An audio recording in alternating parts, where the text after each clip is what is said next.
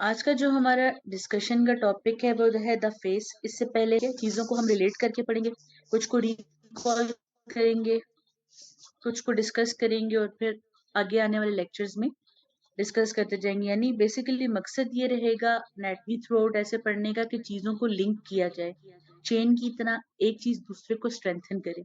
Anatomy पढ़ने का ये सबसे अच्छा तरीका है। ये हमारे लेक्चर की आउटलाइंस हैं जिस पे हम प्रोसीड करेंगे। इंट्रोडक्शन होगा फेस का, फेशियल स्केलेटन के बारे में हम पढ़ेंगे, स्किन के बारे में पढ़ेंगे, फेस की इसके सुपरफिशियल फेशिया के बारे में, मसल्स ऑफ फेशियल एक्सप्रेशन के बारे में, nerve supply, arterial supply, lymphatic drainage, venous drainage के बारे में पढ़ेंगे। ठीक है, तो बात करते हैं फेस की। फेस का इंट्रोडक्शन ये है कि फेस जो है इसको हम कॉन्टिनेंट्स भी कहते हैं, या सिंपल अल्फाज में चेहरा वो चीज है जिससे एक बंदे की आइडेंटिटी या पहचान होती है। ठीक है, आप सबसे पहले किसी का चेहरा देखकर उसको आइडेंटिफाई करते हैं। ठीक, इसका एक्सटेंड कहाँ है, कहाँ से कहाँ तक के रीजन को आप फेस कहेंगे?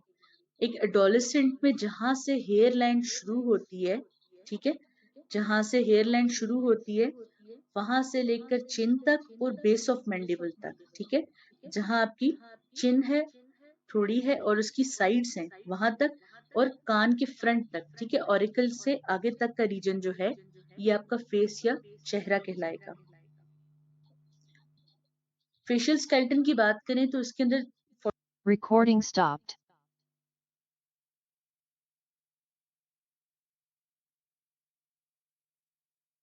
Recording in progress.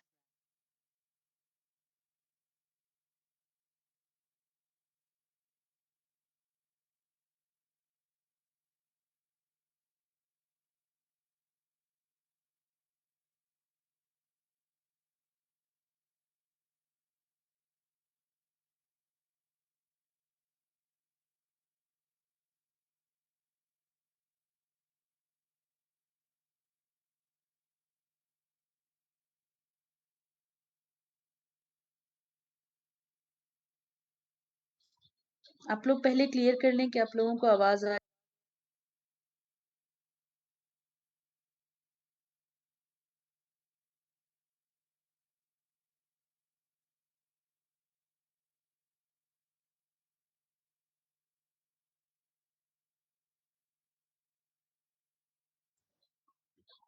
आप लोग क्लियर कर दीजिए, आप लोगों को आवाज आ रही है कि नहीं, क्योंकि कुछ लोग कह रहे हैं कि आवाज नहीं आ रही, इस तरह फिर ठीक नहीं होगा। चलें ठीक है, स्क्रीन शो मैं कर देती हूँ दोबारा। पहले जो है वो पॉज इसलिए की थी रीस्टार्ट करने के लिए, एक मर्तबा दोबारा कर लेते हैं, ठीक है, ताकि फ्लो जो है वो ठीक रहे। आप लोग काइंडली अपने कैमरास ऑफ कर दीजिए, ठीक है।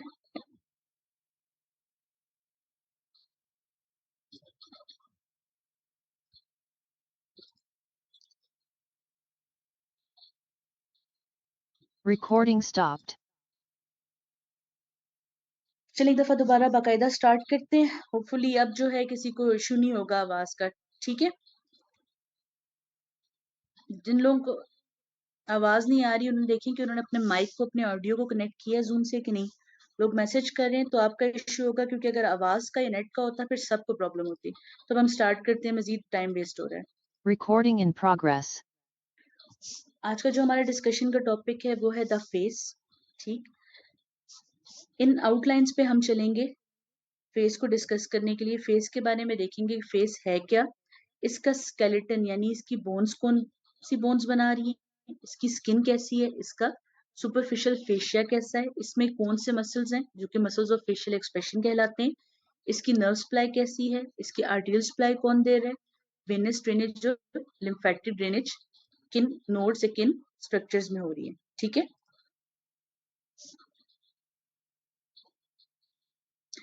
फेस की बात करते हैं जिसे चेहरा कहते हैं। इसका एक्सटेंट ये है कि एक एडोलेसेंट में, एक ग्रोइंग एडल्ट में जहां हेयर लाइन होती है, ठीक है, यानी जहां से बाल, पीछे बाल है, ठीक है, जहां से हेयर लाइन स्टार्ट होती है वहां से लेकर चिन तक, चिन की साइड यानी जिसको हम बेस ऑफ मैंडिबल या एंगल ऑफ मैंडिबल तक जाते हैं यहां तक, और ईयर्स के फ्रंट का हिस्सा, यानी ये सारा जो एक्सटेंड है ये सारा हमारा फेस या चेहरा कहलाता है। ठीक है, इसके लिए एक और वर्ड यूज करते हैं जिसको हम कॉन्टिनेंट्स कहते हैं। ठीक है, चेहरे की इंपॉर्टेंस क्या है कि चेहरा जो है आइडेंटिटी के लिए पहचान है। आप अपने हर फेमिलियर बंदे को उसके चेहरे से ही पहचानते हैं। फेशियल स्केलेटन की बात करते हैं तो 14 बोन्स हैं जो फेस का स्केलेटन बनाती हैं। ठीक है, क्रेनियल और फेशियल बोन्स हैं जो बेसिकली स्कल में आती हैं। हमारा फोकस इस लेक्चर में फेशियल बोन्स पे रहेगा, वो भी जस्ट इंट्रोडक्शन और नाम की हद तक। जो इनकी डिटेल्ड ऑस्टियोलॉजी है वो हम आगे लेक्चर में कवर करेंगे। ठीक है, तो 14 बोन्स हैं जिसमें 2 बोन्स जो हैं वो अनपेयर्ड है, यानी वो जस्ट सिंगल हैं, और बाकी बोन्स जो हैं 6 बोन्स वो पेयर्ड हैं। ठीक है, 2 नेजल बोन्स हैं, ये देख सकते हैं आप, ये 2 नेजल बोन्स हैं, 2 लेक्रिमल बोन्स हैं, 2 इंफीरियर नेजल कॉन्का हैं, मैग्जिला है, ठीक है, लेफ्ट और राइट दो साइड की, मैंडिबल जस्ट सिंगल है, एक ही बोन है। ठीक है, वुमर जो है नोज में मिड लाइन में वो भी एक सिंगल बोन है, जाइगोमेटिक जो कि चीक की बोन है वो दोनों साइड पर है, और पैलाटाइन बोन है। ठीक है, अब हर एक बोन को अलग से डिटेल से देखते हैं, उसके बाद फिर आगे जाते हैं। तो पहली जो बोन इंपॉर्टेंट है वो नेजल बोन है, पेयर्ड यानी दोनों साइड पर है। ठीक है, लेफ्ट और राइट, ये वो है जो नोज का ब्रिज बनाती है, मेन नोज की बोन है। मैग्जिला वो है जो चीक बनाती है। ठीक है, चीक बोन कहते हैं इसको, चीक की प्रोमिनेंस इससे है, ये भी पेयर्ड है। ठीक है, लेफ्ट साइड और राइट साइड दोनों मौजूद है। अगेन बता दूं, इसकी ऑस्टियोलॉजी, इसकी डिटेल्स हम अलग से पढ़ेंगे। ठीक है, फर्दर ऑस्टियोलॉजी में पढ़ेंगे, अभी जस्ट फेस को समझने के लिए हम उसका स्केलेटन डिस्कस कर रहे हैं। अगली जो बोन है जो प्रॉपर प्रोमिनेंस बनाती है, चीक का ब्रिज बनाती है, उसको हम जाइगोमेटिक बोन कहते हैं। अगेन ये पेयर्ड है, यानी कि लेफ्ट और राइट दोनों साइड पर मौजूद है। फिर लेक्रिमल बोन है, लेक्रिमल बोन ऑर्बिट जो है जिसमें आई बॉल मौजूद है, उसकी मीडियल वॉल की एक छोटी सी बोन है। ये यहाँ आप देख सकते हैं, सीटी स्कैन में नजर आ रही है, जस्ट थोड़ा सा ग्रीन पोर्शन है ऑर्बिट का, यानी कि ये सारा जो स्ट्रक्चर है ये ऑर्बिट है। इसकी मीडियल वॉल में जस्ट एक छोटी सी बोन है जो कि लेक्रिमल बोन कहलाती है। ठीक है, पेयर्ड है, लेफ्ट और राइट दोनों साइड पर मौजूद है। इथमॉइड बोन है, इथमॉइड बोन वो है जो फेस के अपर एस्पेक्ट पर है, और ये क्रेनियम की बेस पर आएगी। ये वही बोन है जिसको पेरस कर कर ऑल्फैक्टरी नर्व्स यानी वो नर्व्स आती हैं जो कि नोज में सेंस ऑफ स्मेल प्रोवाइड करती हैं। ठीक है, आप देखेंगे इसमें कितने सारे पिट्स हैं, ये जो पोर्स है सारे, इनमें से हर में से नर्व्स पास करती हैं और नोज में आती हैं।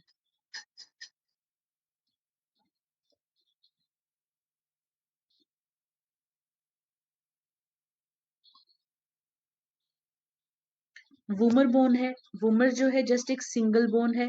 ठीक है, नोज के इंफीरियर एस्पेक्ट पर मौजूद है, और अब देखेंगे ये जो पैलेट है हमारा उसके सुपीरियर एस्पेक्ट पर है, जस्ट एक सिंगल बोन है। उसके बाद स्फिनॉइड बोन है, आप देख सकते हैं कि विंग्स की तरह बटरफ्लाई शेप बोन है। ठीक है, ये भी फेस के स्केलेटन में कंट्रीब्यूट करती है, ऑर्बिट में आती है और स्कल की बेस का हिस्सा बनाती है। पैलेटाइन बोन है, पैलेट का क्योंकि हिस्सा बना रही है। ठीक है, posterior aspect of the nose पर मौजूद है, तो ये पैलेटाइन बोन है। और मैंडिबल बोन है जो मेनली हमारी चिन बनाती है। ठीक है, ये एक इंपॉर्टेंट लैंडमार्क भी है क्योंकि इसके रेफरेंस से हम कुछ मसल्स को, कुछ फेस के स्ट्रक्चर्स को आइडेंटिफाई करेंगे, तो इस पे हमारा नेक्स्ट लेक्चर्स में फोकस रहेगा। ठीक है,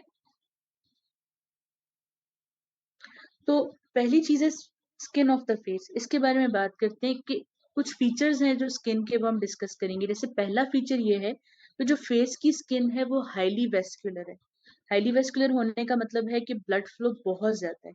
अब जिस भी चीज का ब्लड फ्लो ज्यादा होगा, ब्लड का कलर कैसा, रेड, तो वो चीज रेड या ब्लश्ड नजर आएगी। ठीक है, हमें ब्लश नजर आएगा इंक्रीज वेस्कुलरिटी की वजह से। ठीक है, और जब भी किसी चीज का ब्लड फ्लो ज्यादा होता है वहां पर दो पॉइंट्स होते हैं। एक तो वहां पर ब्लीडिंग ज्यादा होती है चोट लग जाने के केस में, लेकिन एडवांटेज ये होता है इतनी हाई ब्लड सप्लाई की वजह से वहां पर होने वाले जख्म हील जल्दी होते हैं। ठीक है, आप इस बेबी के फेस पे देख सकते हैं जो ब्लश है सादा, ये एक्सटेंसिव ब्लड सप्लाई की वजह से है। ठीक है, इस ज्यादा ब्लड सप्लाई का डिसएडवांटेज ये, नुकसान ये है कि ब्लीडिंग ज्यादा होगी, लेकिन एडवांटेज ये है कि अगर कोई जख्म हो, कोई चीज हो, तो वो जल्दी हील हो जाएगा। ठीक है, इसी वजह से जो फेस की प्लास्टिक सर्जरी है उसका रिजल्ट अच्छा है, क्योंकि जो फ्लैप्स आप लगाते हैं, जो ट्रीटमेंट आप करते हैं, वो जल्दी हील होता है अच्छे ब्लड फ्लो की वजह से। दूसरा फीचर ये है कि जो फेस की स्किन है, इसमें सिबेशियस यानी कि ऑयल प्रोड्यूस करने वाले और स्वेट यानी पसीना प्रोड्यूस करने वाले ग्लैंड्स ज्यादा है। इससे एडवांटेज ये होता है कि स्किन तो मॉइस्ट रहती है, ड्राइनेस नहीं होती, लेकिन जिन लोगों में ये ग्लैंड्स ज्यादा क्वांटिटी में मौजूद होंगे उनको फिर एक्नी होने का चांस होता है, क्योंकि ये डक्ट्स ड्रेनेज इनकी ब्लॉक हो जाती है, तो वहां पर फिर इन्फेक्शन हो जाती है। ठीक है, तीसरा फीचर है फेशियल लेग्जिटी, यानी फेस का लैक्स होना, इसके अंदर गुंजाइश होना। ठीक है, इसकी वजह से फेस में एडिमा या सोजन होने का चांस ज्यादा है। जिनके लोगों को किडनी के मसाइल होते हैं, उनके फेस पे एडिमा सबसे पहले आता है। जैसे आप देख सकते हैं कि आईज के नीचे एडिमा है, इनका सारा फेस इस पेशेंट का स्वॉलन है, ये रीनल डिजीज की पेशेंट है। ठीक है, फेस में क्योंकि गुंजाइश है तो वहां पर एडिमा या स्वेलिंग ज्यादा होती है। अगला फीचर है फिक्सिटी। फिक्सिटी ये है कि कुछ ऐसी जगह है जहां पे फेस की स्किन फिक्स्ड है, जैसे कि नेजल कार्टिलेजेस के साथ। अब इस फिक्सिटी का नुकसान ये है कि जहां जहां, और ईयर का भी, कि वहां पर अगर कोई चोट लगेगी, कोई स्वेलिंग होगी, तो स्वेल होने की जगह नहीं बचेगी और प्रेशर पड़ेगा उन स्ट्रक्चर्स में।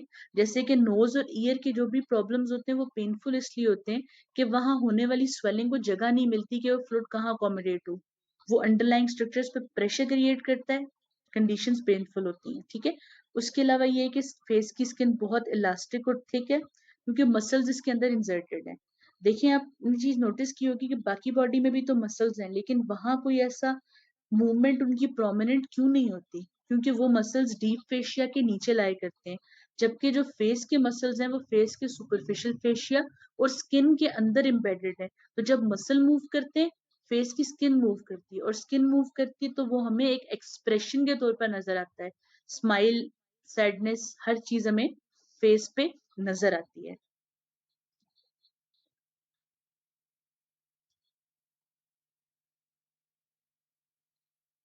सुपरफिशियल फेशिया की बात करते हैं। पहले तो ये कि ये है क्या।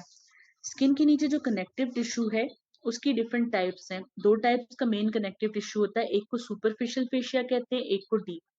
सुपरफिशियल फेशिया की फर्दर टाइप्स हैं, मेम्ब्रेनस और फैटी होता है, यानी कि फैट डिपॉजिट होता है, और एक झिल्लीनुमा मेम्ब्रेनस लेयर होती है, और एक डीप फेशिया होता है जो कि टफ होता है। फेस में डीप फेशिया मौजूद नहीं होता। ठीक है, अगर डीप फेशिया क्योंकि मसल्स को होल्ड करता है और टफ होता है, तो फिर एक्सप्रेशंस ना आते अगर फेस पर डीप फेशिया होता है। ठीक है, फेस पर जस्ट सुपरफिशियल फेशिया मौजूद है और फैट भी है यहाँ पर। अब जितने फेशियल मसल्स हैं वो सारे स्किन के अंदर इंसर्टेड हैं, वो सब सुपरफिशियल फेशिया का हिस्सा है। ठीक है, नर्व्स और वेसल्स जो इन मसल्स को और फेस की स्किन को सप्लाई करेंगी, वो सब भी सुपरफिशियल फेशिया के अंदर, यानी कि सबक्यूटेनियस स्किन के बिल्कुल नीचे मौजूद है। ठीक है, और वेरिएबल अमाउंट ऑफ फैट है, यानी कि डिफरेंट लोगों में डिफरेंट क्वांटिटी ऑफ फैट है, किसी के फेस में फैट ज्यादा डिपॉजिट है, किसी में कम। लेकिन इन्फेंट्स की बात करें तो उनके जो चीक्स का फैट है वो बहुत अच्छा डेवलप होता है, उनको बकल पैड्स कहते हैं, ऐसा इसलिए ताकि वो अच्छा सक कर सके। फैटी टिश्यू जो है बेबी के चीक्स का, वो अलाउ करता है उनको सक्शन अच्छी करने में, ताकि वो सक कर सके। इस पिक्चर में देख सकते हैं कि जो स्किन के बिल्कुल नीचे लाई कर रहे हैं, ये क्या है, ये सुपरफिशियल फेशिया है, जिसको सबक्यूटेनियस लेयर कहा है, ये सुपरफिशियल फेशिया की है। उसके बिल्कुल नीचे लाई कर रहे हैं फेशियल मसल्स और सुपरफिशियल मस्कुलो एपोन्यूरोटिक सिस्टम, यानी कि मसल्स और उनके एपोन्यूरोसिस एम्बेडेड हैं सुपरफिशियल फेशिया के अंदर। तो जब ये मसल मूव करेगा, ये इन स्ट्रक्चर्स के थ्रू स्किन को पुल करेगा, एक्सप्रेशन देगा। ठीक है, फेशियल मसल्स की बात करते हैं, इनके फीचर्स ये हैं कि ये सब क्यूटेनियस है, जैसे हमने जिक्र किया कि बिल्कुल स्किन के नीचे लाया करते हैं। बाकी बॉडी में जहां भी मसल्स हैं, स्किन के नीचे सुपरफिशियल फेशिया है, उसके नीचे डीप फेशिया है। डीप फेशिया खुद बहुत टफ स्ट्रक्चर है, उसके नीचे मसल्स हैं, लेकिन ये वाले मसल्स बिल्कुल स्किन के नीचे लाया करते हैं और स्किन में अटैच होने की वजह से जब भी मूव करेंगे एक्सप्रेशन देंगे। फेशियल मसल्स का एक फीचर होता है कि फेस पे जितनी भी ओपनिंग्स मौजूद हैं, ये सब मसल्स उनके रेगुलेटर हैं। यानी कि ओपनिंग के दो फीचर्स होते हैं, कोई भी रास्ता है या तो वो बंद होगा या वो खुला होगा। तो इन ओपनिंग्स के बारे में भी ऐसे है कि या तो ये ओपनिंग्स क्लोज हैं या तो ये ओपन है। ठीक है, पहली ओपनिंग है पेल्पेबल फिशर फिशर, यानी कि आंख को जो खोलती है आपकी आईलिड्स। ठीक है, पहली ओपनिंग नंबर 1 है ऑर्बिट की। ओपनिंग नंबर 2 है नोज का या नेजल अपर्चर, और ओपनिंग नंबर 3 है ओरल फिशर, यानी माउथ का ओपन या क्लोज होना। अब जितने भी मसल्स हैं फेशियल एक्सप्रेशन के, वो सब इन्हीं को रेगुलेट कर रहे हैं, इन्हीं को क्लोज कर रहे हैं, इन्हीं को ओपन कर रहे हैं। तरीकेकार ये है कि जो इनको क्लोज कर रहे हैं वो सर्कुलरली अरेंज है ताकि वो स्फिंक्टर की तरह क्लोज हो जाए, और जो इनको ओपन रख रहे हैं वो रेडियली अरेंज है ताकि वो इस पे पुल डालकर इनको खींच सकें। यानी सपोज दोबारा देख लेते हैं कि अगर एक स्ट्रक्चर है जिसको हमने क्लोज करना है, तो जिस चीज ने इसको क्लोज करना है वो इसके गिर्द ऐसे रैप करेगी ताकि वो इसको बंद कर सके, लेकिन जिस चीज ने इसको खुला रखना है वो इसको पुल करेगी ताकि ये खुले रहें। बिल्कुल मसल्स का यही अरेंजमेंट है। जितने भी कंप्रेसर्स होंगे इन ओरिफिसेस के, वो सर्कुलरली अरेंज्ड होंगे, और जितने भी डायलेटर्स होंगे वो रेडियली एंगल में अरेंज्ड होंगे। तो मसल्स का अरेंजमेंट पैटर्न इस तरह है कि जो मसल्स आईलिड्स के या ऑर्बिटल ओपनिंग के इर्द गिर्द मौजूद हैं, उनके नाम है ऑर्बिक्यूलरिस ऑक्यूलाई। ठीक है, कोरुगेटर सुपरसिलाई, लेवेटर पैल्पेब्राई सुपेरियोरिस। इन मसल्स के हम जस्ट नाम और थोड़े फंक्शंस देखेंगे, बहुत ज्यादा डिटेल में नहीं जाएंगे क्योंकि इनका एक्शन इंपॉर्टेंट है। ठीक है, लेकिन इनके नामों में कुछ फीचर्स हैं, उनको हम जरूर डिस्कस करेंगे।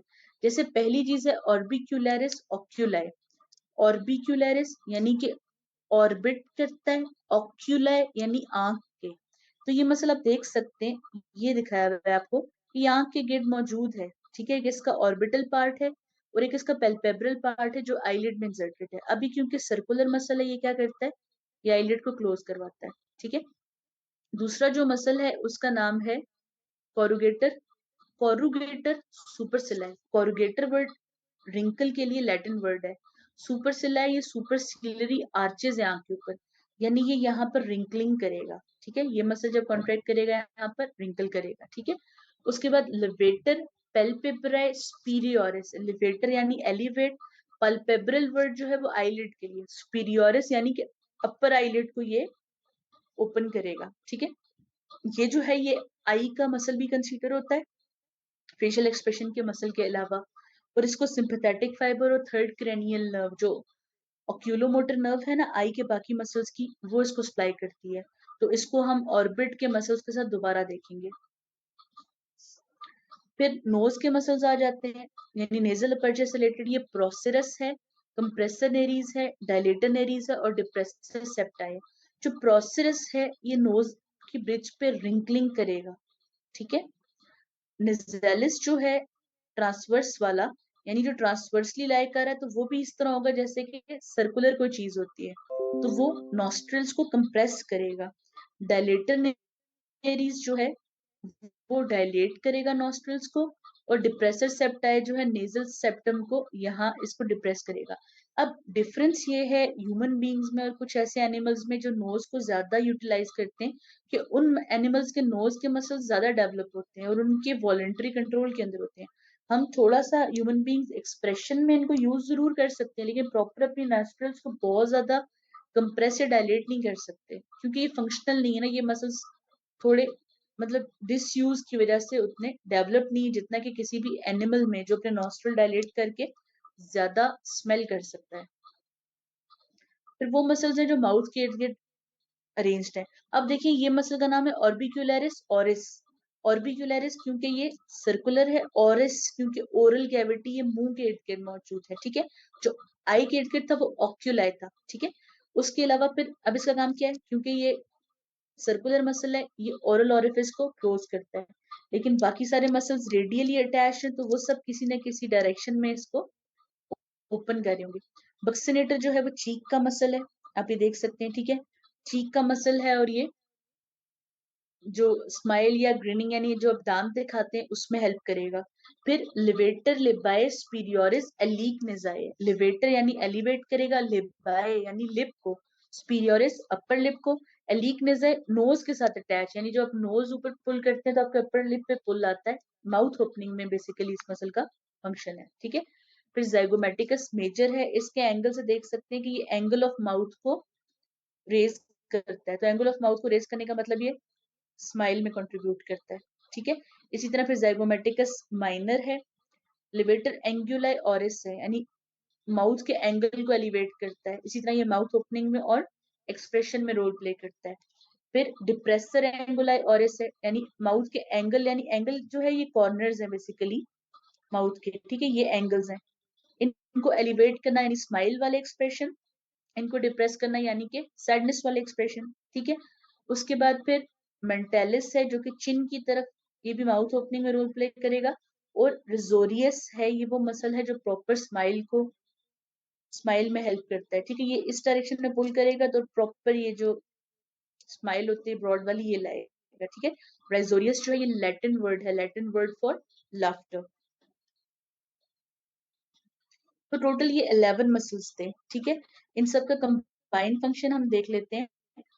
एलिवेट करेंगे और लिप को इवर्ट करेंगे, यानी अपर लिप को एलिवेट करेंगे, कौन, levator labii superioris, levator labii superioris alaeque nasi, risorius, levator anguli oris, zygomaticus major और माइनर। आप इसको आसानी से इस तरह याद रख सकते हैं कि जो भी मसल यानी मिड लाइन के ऊपर थे वो सारे एलिवेट कर रहे हैं लिप को, और जो नीचे हैं वो जाहिर है कि अपने ओरिजिन की तरफ इंजर्शन ज्यादातर मूव करती हैं फंक्शन कराने के लिए, तो वो सब डिप्रेस करेंगे लोअर लिप को, जैसे डिप्रेसर लिबाई इंफीरियोरिस, एंगुलाई ऑरिस और मेंटालिस। फिर लिप्स को क्लोज करने के लिए, जैसे आई को क्लोज करने के लिए जस्ट एक मसल था ऑर्बिक्युलरिस ऑक्यूलाई, लिप्स को क्लोज करने के लिए भी जस्ट एक ही मसल है जिसका नाम ऑर्बिक्युलरिस ऑरिस है, ठीक है। और चीक्स को कंप्रेस करने के लिए बक्सिनेटर मसल है, और ये वो वाली कंप्रेशन है जो आप दांत दिखाकर स्माइल करते हैं।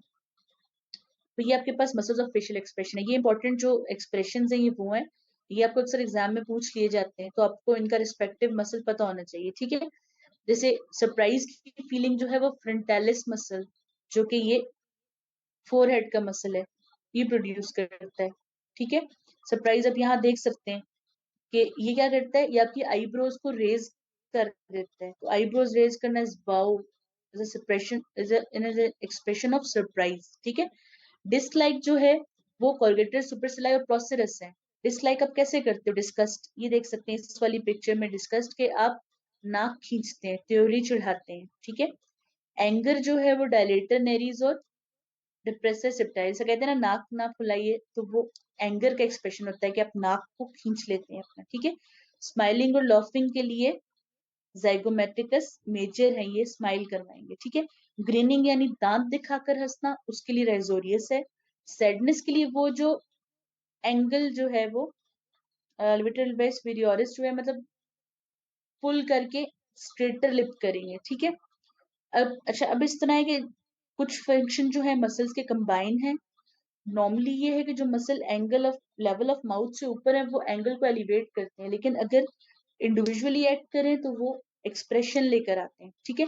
ग्रीफ जैसे डिप्रेसर एंगुलाई ऑरिस है, ठीक है। सैडनेस देखें एंगल ऑफ माउथ नीचे है, ठीक है। माउथ क्लोज जो है ऑर्बिकुलरिस ऑरिस करेगा। विस्लिंग के लिए बक्सिनेटर और ऑर्बिकुलरिस ऑरिस है। डाउट के केस में मेंटालिस, यानी जो थोड़ा सा चिन पे हाथ भी रखते हैं अक्सर, ठीक है। हॉरर टेरर और फ्राइट का प्लेटिज्मा है, क्योंकि ये आपका चिन पे आके इंसर्टेड है, उसको पुल कर देगा तो हॉरर में जैसे खौफ खाकर मुंह खुला रह जाता है, ठीक है। इस पिक्चर में दोबारा देख सकते हैं, देखिए ऑक्सीपिटो फ्रंटालिस जो है वो सरप्राइज का एक्सप्रेशन ला रहा है, डिस्गस्ट के लिए कोरुगेटर सुपरसिलाई, ठीक है। और ये दोनों मिलकर फिर डिसलाइक की फीलिंग ला रहे हैं। आई क्लोज करनी है तो ऑर्बिकुलरिस ऑक्यूलाई, ठीक है। थोड़ा सा डिस्गस्ट शो करना है तो नॉस्ट्रल्स डायलेट करके, ये ग्रीनिंग, थोड़ा सा एंग्री ग्रीनिंग देखें, स्माइल वाला राइजोरियस, सिंपल स्माइल करनी है तो राइजोरियस, ठीक है। अब देखें कि ये वाली जो पिक्चर है इसमें दो मसल्स कंबाइन है। सिंपल राइजोरियस अगर अकेला था तो ये था, डिप्रेसर एंगुलर लेबाई अगर मिलता है तो वो सैडनेस का एक्सप्रेशन भी देता है, लेकिन यहाँ पर ये हैप्पी, ठीक है। तो डिफरेंट मसल्स मिलकर आपके हैप्पीनेस के, सैडनेस के, एंगर के, डिस्गस्ट के मल्टीपल जो एक्सप्रेशन यानी जो आप लोग देते हैं, ठीक है, वो देते हैं। अच्छा, क्वेश्चन है कि ग्रीनिंग, सैडनेस, ग्रीफ में क्या फर्क है। ग्रीनिंग सिंपल दांत दिखाना है, ठीक है, जैसे ये वाली, मैं आपको दोबारा दिखा देती हूँ। ये जो ऐसे दांत दिखाना है ना, इस तरह वाला हंसना है, या इस तरह वाला, ये ग्रीनिंग के सेंस में आता है। सैडनेस प्रॉपर जो है वो ये सैड वाला, ठीक है, और ग्रीफ एक्सट्रीम सैडनेस वाला, ठीक है। बहुत ज्यादा डिटेल में आपसे नहीं, लेकिन जो मेन जो पहले फीचर्स आपको 6 बताएं ये आपको पता होने चाहिए, ठीक है। सेंसरी स्प्लाई की बात करते हैं फेस की। इसको बताने से पहले जो एक पॉइंट मैं आपको बताऊंगी, सिंपल सा पॉइंट है, ये आपने याद रखना है। पॉइंट ये है बच्चों के, जो फेस की मस्कुलर स्प्लाई है या मोटर स्प्लाई है वो सारी फेशियल नर्व के पास है, उसका चार्ज। लेकिन जितनी स्किन की सप्लाई है वो सारी ट्राइजेमिनल नर्व के पास है, ठीक है। नॉर्मली ये होता है रूल्स के हिसाब से कि जिस स्किन के जगह को जो नर्व सप्लाई करती है अंडरलाइंग मसल को, जॉइंट्स को, वही नर्व सप्लाई कर रही होती है, ये हिल्टन्स लॉ है। लेकिन फेस में ये चीज डिफरेंट है कि अंडरलाइंग मसल्स को तो फेशियल नर्व सप्लाई करेगी, लेकिन ओवरलाइंग स्किन को ट्राइजेमिनल नर्व सप्लाई करेगी, ठीक है। और ये भी जो ट्राइजेमिनल नर्व है ये पूरे फेस को सप्लाई करेगी, सिर्फ एंगल ऑफ मैंडिबल जो एक कोना है फेस का उसको सप्लाई नहीं करेगी, वहां पर सप्लाई करेगी ग्रेटर ऑरिक्यूलर नर्व, ये आगे हम देखते हैं, ठीक है।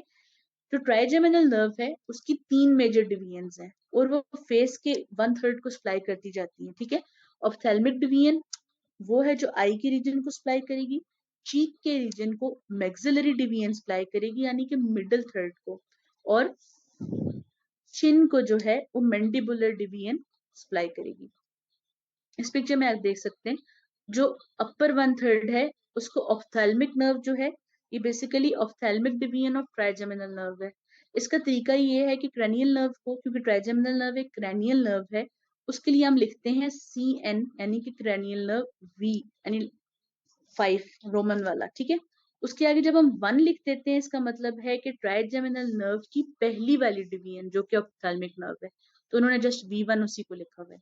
इसी तरह सेकंड के लिए V2 V3, ठीक है। तो आप देख सकते हैं कि ऑप्थेल्मिक नर्व जो है वो सप्लाई कर रही है सारे अपर रीजन को, then maxillary nerve middle third of the face में सप्लाई कर रही है, और उसके बाद मैंडिबुलर नर्व जो है वो चिन के सारे रीजन को सप्लाई कर रही है। अब जो ऑप्थेल्मिक नर्व है ये अगर एम्ब्रियोलॉजिकली देखा जाए तो जो रीजन फ्रंटोनेजल प्रोसेस से आता है उसको सप्लाई करती है। हम जैसे इनके नामों की हद तक इन्हें टच करेंगे, बाकी हम डेवलपमेंट के साथ इनको देखेंगे, ठीक है। यानी कि आसान लफ्जों में आप इसको फिलहाल इतना ही याद रख सकते हैं कि डेवलपमेंटली डिफरेंट रीजन्स जो हैं इन नर्व से सप्लाई होते हैं, यानी कि जो फेस के ये सब रीजन्स है ना, अगर एम्ब्रियोलॉजिकली देखा जाए ये सब डिफरेंट प्रोसेसेस डिफरेंट जगहों से आते हैं, तभी इन सब की नर्व सप्लाई डिफरेंट है, ठीक है। नर्व सप्लाई उन स्ट्रक्चर्स की सेम होती है जिनकी डेवलपमेंट सोर्स सेम होती है। तो फेस में ऐसे होता है डेवलपमेंट के प्रोमिनेंसेस बनती हैं, ठीक है, उभार बनते हैं कुछ फेस पे, उनसे बनता है फेस, ठीक है। तो हर अलग रीजन की अपनी नर्व सप्लाई है, ठीक है। इसलिए ऑप्थेल्मिक, मैक्सिलरी और मैंडिबुलर है, सही। अब ये जो डिवीजन है इनकी आगे फर्दर ब्रांचेस हैं, और ये ब्रांचेस वो हैं जो फेस पे सप्लाई करेंगी। इनमें से कुछ नाम आपको फेमिलियर होंगे जो कि स्कैल्प की इनर्वेशन में भी थे, ठीक है। ऑप्थेल्मिक डिवीजन की ब्रांच है supraorbital nerve, supratrochlear nerve, infratrochlear nerve, external laser और लैक्रिमल नर्व। इन सब नर्व्स को फिर हम आगे पिक्चर में देखेंगे, ठीक है।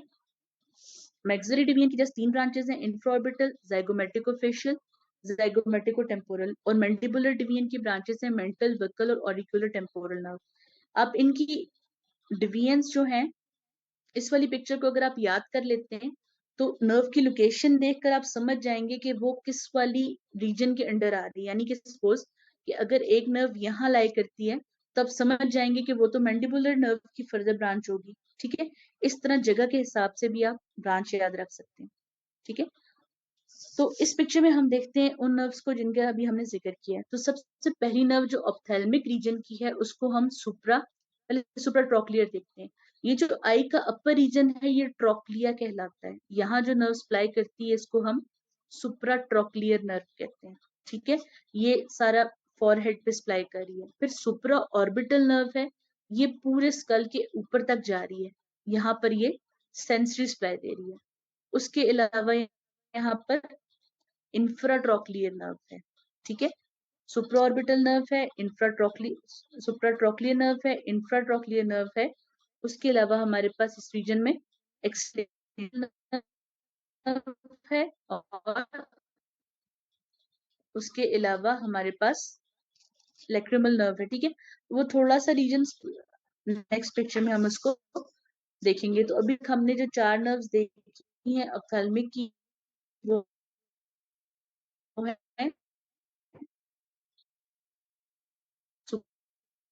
सुप्राऑर्बिटल, सुप्राट्रोक्लियर, एक्सटर्नल नेजल, और ठीक है 4 जो है, तो उसमें 3 नर्व्स आ जाती हैं। उसमें एक्सटर्नल नेजल है, सॉरी, इंफ्रा ऑर्बिटल नर्व आ जाती है, zygomatic को, फिर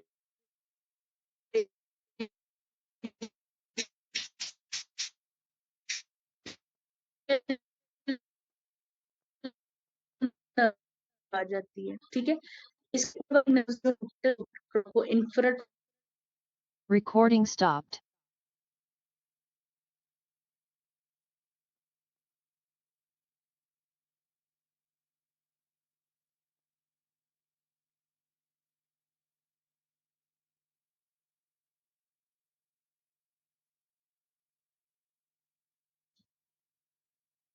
Recording in progress.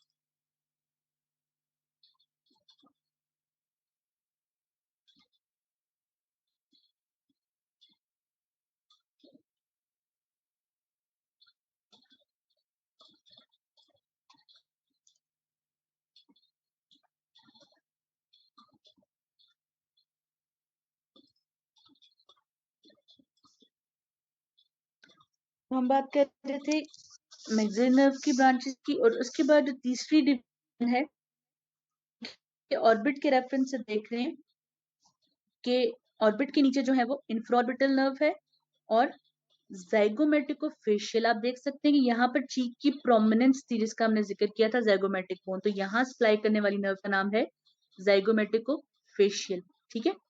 और इसी से जो ऊपर ब्रांच जा रही है वो ज़ाइगोमेटिको टेम्पोरल है, क्योंकि टेम्पल पर या कनपट्टी पर वो जा रही है, ठीक।